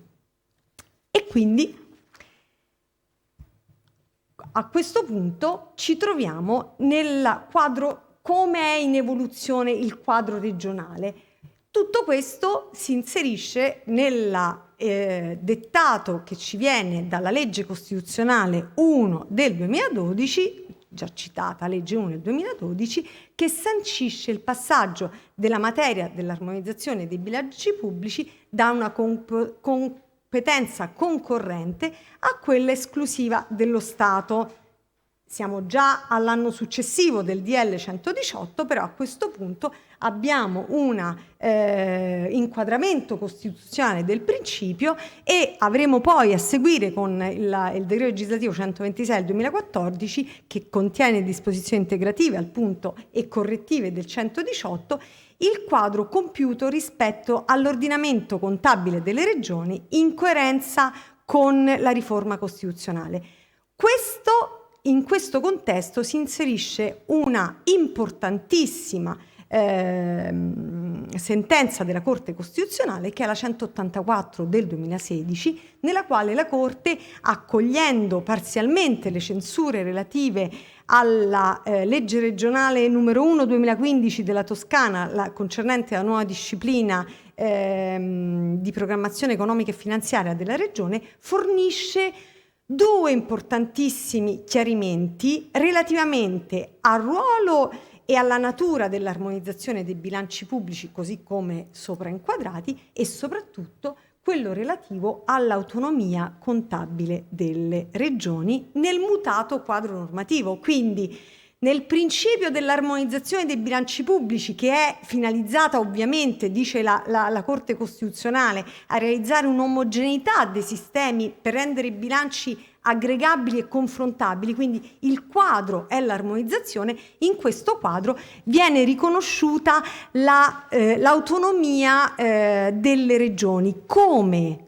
la riconosce la Corte Costituzionale? Perché questo è importantissimo per noi. Cioè la Corte riconosce che sul versante delle regioni una pluralità di prerogative che vanno dall'esercizio dell'autonomia organizzativa e finanziaria alla salvaguardia dei propri equilibri finanziari e della programmazione, alle modalità di declinazione delle regole di volta in volta emanate a livello statale in tema di coordinamento della finanza pubblica. In virtù di tali prerogative, in cui si estrinseca l'autonomia costituzionalmente garantita alla Regione, non può essere disconosciuta alle Regioni stesse, indipendentemente dal poter configurare una potestà legislativa residuale della Regione, definibile come sistema contabile regionale, un'autonoma regolazione del sistema contabile regionale che mantiene una sua peculiarità in relazione alle finalità di rappresentare le qualità e le quantità di relazioni tra le risorse disponibili e gli obiettivi in concreto programmati al fine di delineare un quadro omogeneo, puntuale, completo e trasparente della complessa interdipendenza tra i fattori economici e quelli sociopolitici connaturati e conseguenti alle scelte effettuate in sede locale. Questo è proprio il considerato in diritto della Corte Costituzionale. A questo punto e in questa cornice è evidente che una delle conseguenze più evidenti è stato l'adeguamento del quadro regionale delle regioni rispetto alla rispetto alla loro legge di stabilità. Ora, qual è il sistema delle regioni? Come si è alimentato il sistema delle regioni? Ogni regione ha scelto di poter fare un sistema di riordino con un testo nuovo, così come ha fatto la Regione Lazio, così come ha fatto la Regione Liguria, la Regione Toscana, oppure ci sono state leggi di novella che hanno apportato modifiche puntuali sull'impianto normativo preesistente, che hanno riguardato prevalentemente la copertura finanziaria e in particolare la relazione tecnica. In questo secondo tipologia abbiamo la Regione Basilicata, la Lombardia, le Marche, il Molise, le province autonome e le regioni Sardegna e Sicilia. Un passaggio centrale di fatto di tutta la produzione normativa regionale è proprio la disciplina della relazione tecnico-finanziaria che ha previsto appunto, che è stata prevista proprio nella sua disciplina. Come a questo punto funziona la relazione tecnica? Ora, come dicevo, così come previsto per la produzione a livello nazionale, in attuazione dell'articolo 17, emerge che la relazione tecnico-finanziaria accompagni quasi sempre le proposte di legge di iniziativa della Giunta regionale. Più frammentaria è la situazione rispetto alle proposte di legge di iniziativa consiliare. Qui già possiamo notare una diversa disciplina a livello di consigli regionali, perché in alcuni casi è stata disposta l'obbligatorietà della relazione, così come in Calabria, in Piemonte, in Basilicata, in Puglia, in Molise, in Toscana, e in altri casi sono state scelte delle soluzioni più aperte, prevedendo che la mancata formulazione non precludesse la presentazione della proposta da parte dei consiglieri, come nel Lazio, come in Liguria, come in Emilia e nella provincia autonoma di Trento. Ora, quello che è stato più volte ricordato dalla sezione regionali di controllo è quale sia poi effettivamente l'impatto e anche la capacità di redazione della relazione finanziaria. Ora, questo si confronta poi rispetto al tipo di controllo che la Corte dei Conti sulle leggi regionali opera sulle leggi regionali di spesa, perché è chiarissimo che il controllo della Corte si concentra in quello che è l'impostazione della Corte Costituzionale, che la vede appunto come un contributo. La collaborazione è stato, no, il concetto sul quale abbiamo sempre insistito questa mattina, ma la relazione deve essere vista come una natura ovviamente collaborativa. Ora, a questo punto possiamo passare, consegnerò la relazione agli atti, a quello che è emerso dalle criticità evidenziate nelle diverse relazioni sulle sezioni regionali. La prima criticità che è stata evidenziata è la carente e insufficiente ricostruzione della quantificazione degli oneri, perché come ribadito tra l'altro dalla sezione regionale di controllo per il Lazio, si continua a verificare il fenomeno di relazioni che non sempre consentono una ricostruzione delle quantificazioni degli oneri riportati, ma questo è un principio che si lega poi alla effettiva copertura finanziaria, perché una non corretta quantificazione degli oneri non consente una corretta copertura finanziaria. Quindi i due rilievi non possono che essere uno il presupposto dell'altro, e comunque laddove c'è una non corretta identificazione degli oneri è quasi conseguente una non corretta copertura finanziaria. Questo, diciamo, è tra i principali rilievi che sono stati fatti, così come la Corte dice che andrebbe riverificato meglio il tetto di spesa, perché anche qui bisogna capire se quando viene stabilito un tetto poi non comporti successive integrazioni, nel caso in cui non ci sia stata una buona programmazione. In riferimento alla relazione tecnica, non credo di avere tempo per raccontare quali sono tutti i richiami che vengono fatti sulla non corrispondenza della relazione tecnica a quanto richiesto dalle sezioni regionali, cioè viene definita lacunosa, viene definita nella maggior parte dei casi che non riporta effettivamente quali sono con chiarezza e trasparenza, ma anche con, come dire, effettività la copertura finanziaria, e anche rispetto al concetto di questi sono termini che riporto, non sostenibilità della copertura finanziaria, cioè viene rilevata una indicatività, ecco, delle coperture. Un focus molto importante è stato fatto sulla richiesta della valutazione sia degli effetti finanziari delle leggi che sulla clausola di valutazione. Noi abbiamo avuto una importante, proprio come Consiglio regionale del Lazio, abbiamo avuto la possibilità della introduzione di una clausola di valutazione degli effetti finanziari che la sezione regionale ha apprezzato molto, anzi ha richiamato come, insomma, una pratica da voler approfondire. Ora, tutto questo ha fatto sì che ci fosse una, vado avanti sulle altri principi condivisi dalle varie relazioni di carenza rispetto alle nostre relazioni, però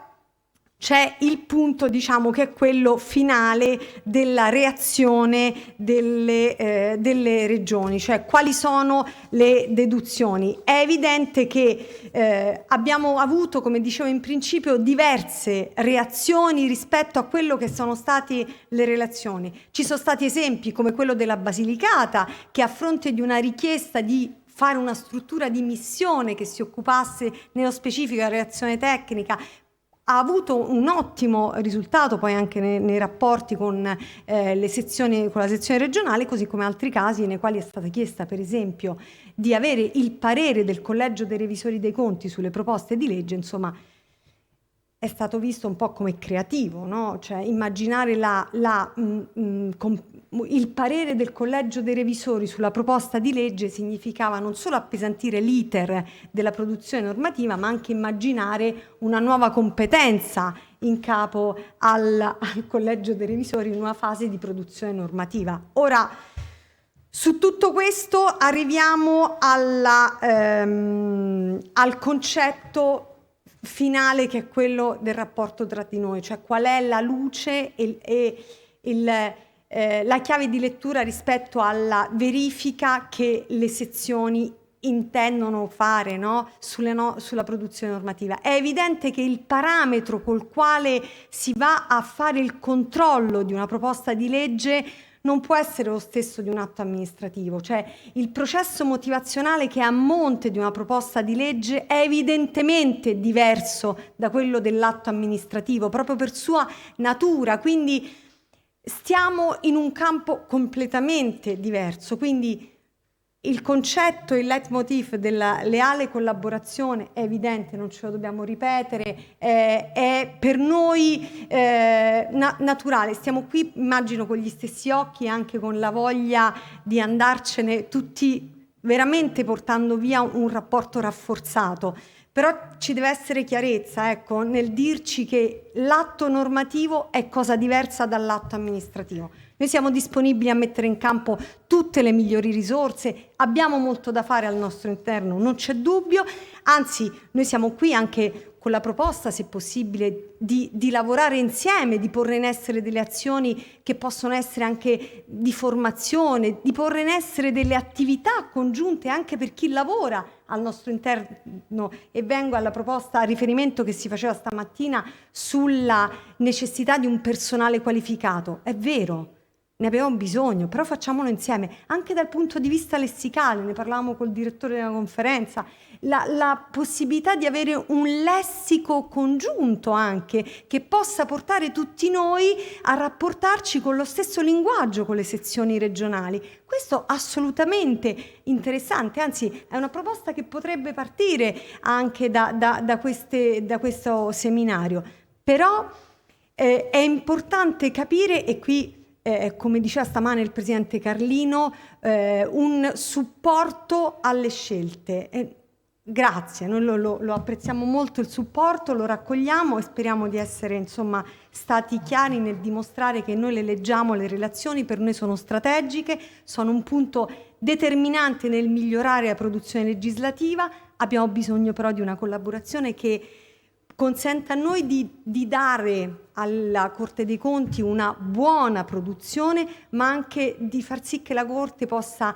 produrre una relazione che sia effettivamente adeguata alle peculiarità della Regione. Grazie.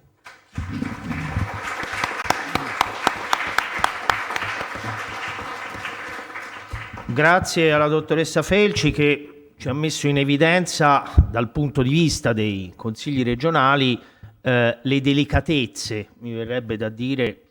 del tema della produzione legislativa, o meglio, delle tecniche di copertura della spesa applicate alla legislazione e delle difficoltà, quindi anche dal punto di vista oggi, no, della configurazione dei procedimenti legislativi regionali, di innestare il contributo della Corte dei Conti nell'ambito di un procedimento di formazione delle leggi che non conosce istituti che invece sono ben noti e funzionano da tempo a livello nazionale, come la Ragioneria Generale dello Stato e tutto il sistema di verifica delle relazioni tecniche che accompagnano i provvedimenti di produzione legislativa, gli atti di produzione legislativa, soprattutto di matrice governativa a livello nazionale. Tutto questo non esiste a livello regionale, va inventato, quindi non è semplicemente spostando l'obbligo della relazione tecnica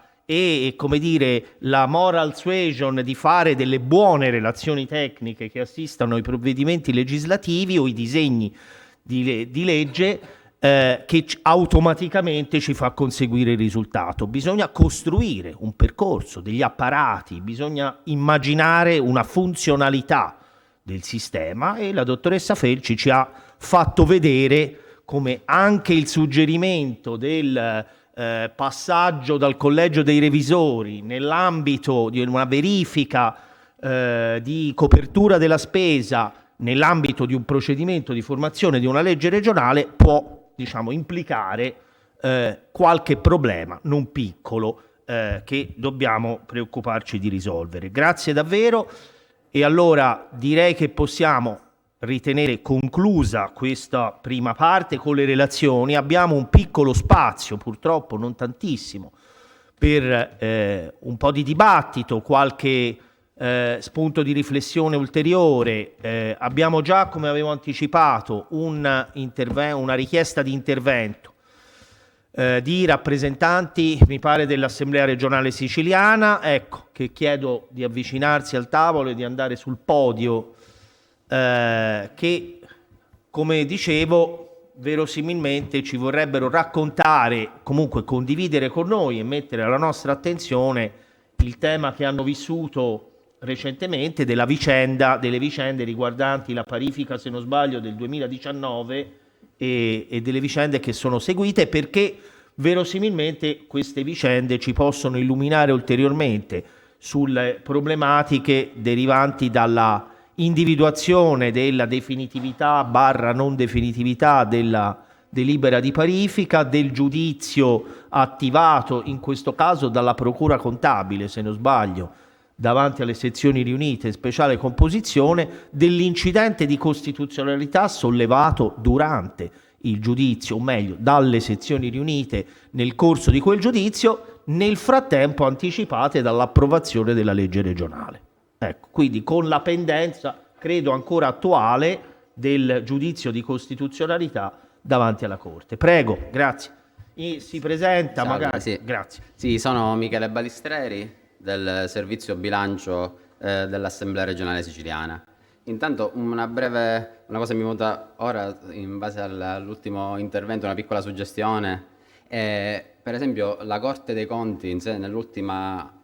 verifica, proprio in questa funzione collaborativa, per quanto riguarda le tipologie, le tecniche di quantificazione, suggerisce un format unico di relazione tecnica sul modello per esempio statale che noi a livello regionale abbiamo difficoltà a sperimentare. Per esempio nel nostro caso non tanto è la ragioneria per la parte di verifica, quanto proprio nei dipartimenti e nelle amministrazioni interessate che spesso si verifica un difetto, un approccio non completamente conforme all'attuale normativa, e quindi anche appunto un'iniziativa di supporto in questo senso anche al giudice contabile potrebbe essere appunto particolarmente importante. L'intervento dell'Assemblea voluto dal segretario generale, grazie appunto al dottore Pietrangelo, è soltanto uno spunto di riflessione che è condensato nel lavoro che abbiamo fatto sul disegno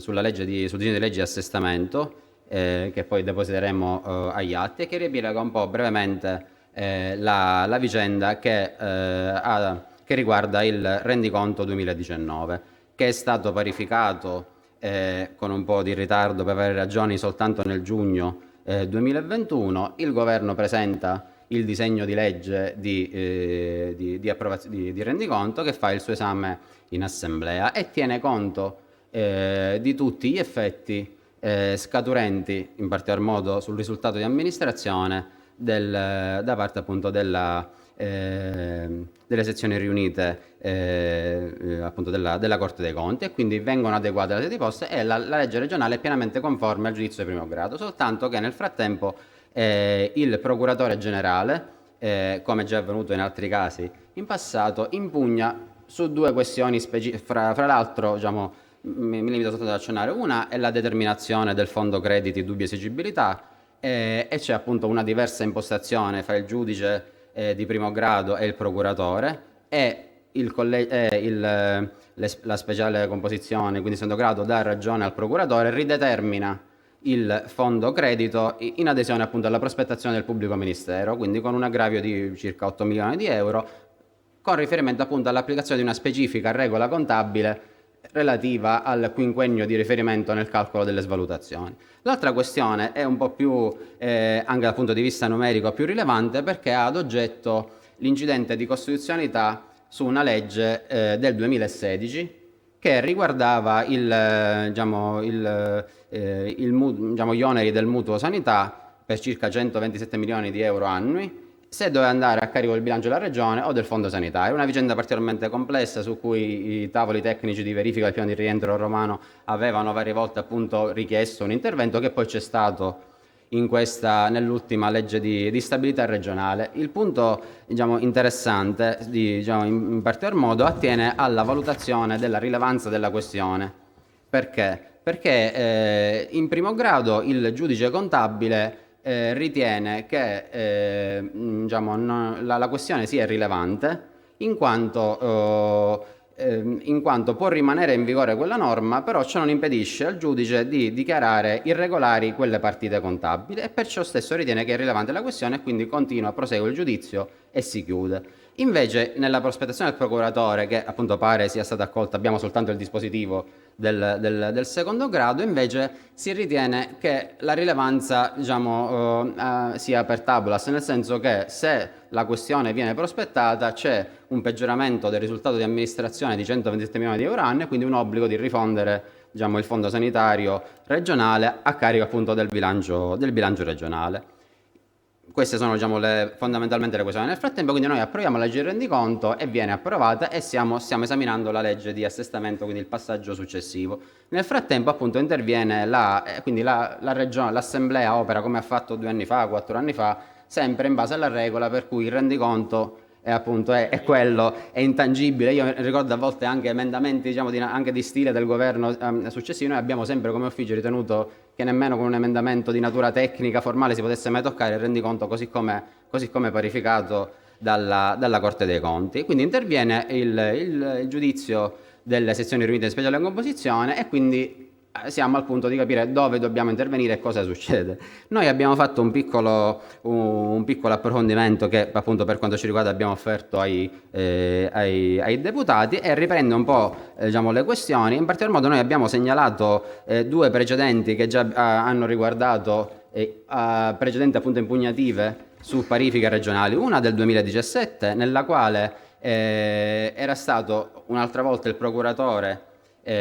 ad impugnare la decisione di primo grado e in quel caso anche il secondo organo speciale composizione aveva ritenuto cessata la materia del contendere una volta approvata la legge regionale. In base al classico orientamento è utile fin tanto che arriva la legge. Se arriva la legge viene meno l'interesse ad agire. Invece nell'altro caso che c'è stato nel 2018-2019 c'è un piccolo passaggio. In quel caso era stato il governo ad impugnare la parifica, anche perché essendo un procedimento giurisdizionalizzato può essere anche al contrario, non solo può impugnare l'uno ma anche l'altro, quindi come in ottica di sistema anche l'altro soggetto può avere interesse ad avere un secondo grado. Questa è una cosa su cui pure appunto si deve riflettere, secondo me. In questo caso la questione aveva ad oggetto non tanto la parifica in sé quanto la determinazione delle quote del disavanzo. Alla fine in concreto non viene nel merito anche il secondo grado dà ragione alla prospettazione del primo, quindi contro quanto diceva la Regione, determinando appunto in 2 miliardi anziché 500 le quote del disavanzo. Però in quel caso la speciale composizione, oltre a richiamare il classico orientamento della 39 del 2014 per intenderci, dice anche che l'interesse ad agire permane perché la Corte dei Conti, sono due sfere concomitanti fra di loro, due sfere appunto che l'una è l'interesse del legislatore ad essere ausiliato nella sua funzione, a chiudersi il procedimento legislativo e il ciclo del bilancio, ma c'è anche l'interesse della Corte dei Conti che permane, un interesse che deve al controllo appunto nell'interesse appunto dell'erario, al corretto rispetto di tutte le regole contabili, e questo deve anche permanere. Quindi non ci si discosta dall'orientamento risalente del 2014, però c'è questo piccolo passaggio. Poi abbiamo ricostruito anche la Corte Costituzionale, la giurisprudenza successiva, secondo anche i contributi che abbiamo avuto tramite i lavori di questa sede di precedenti riunioni. E poi un ultimo aspetto che secondo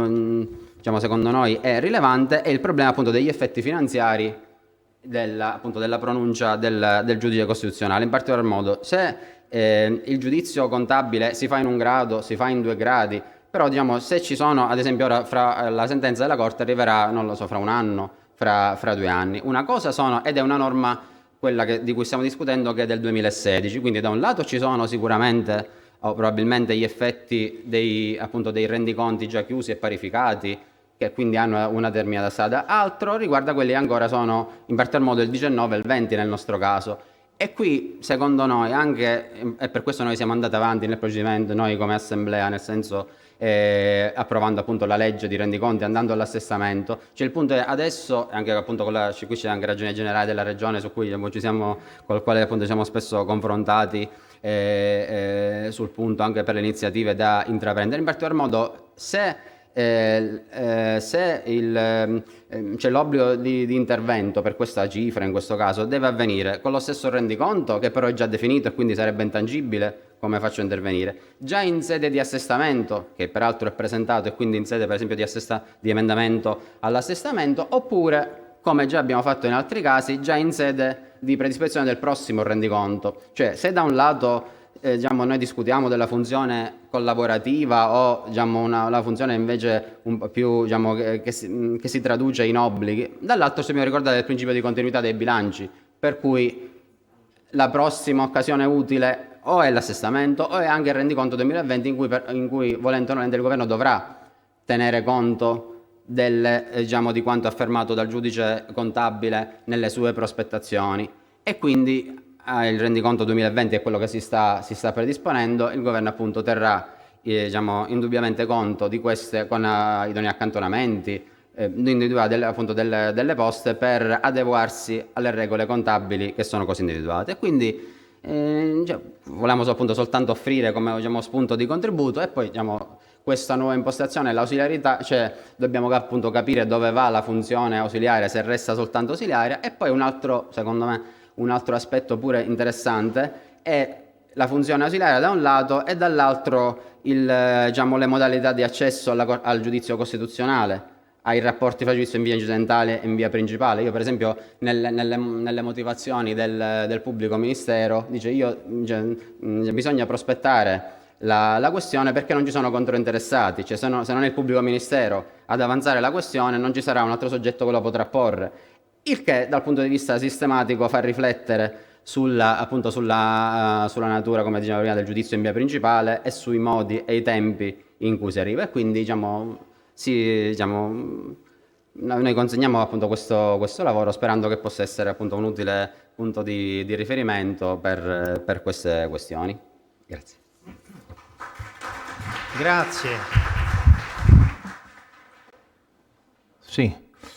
Allora, grazie di questo intervento, perché a me sembra, ovviamente lo consegniamo alla riflessione, dovremmo probabilmente organizzare un'altra edizione del seminario, la prossima,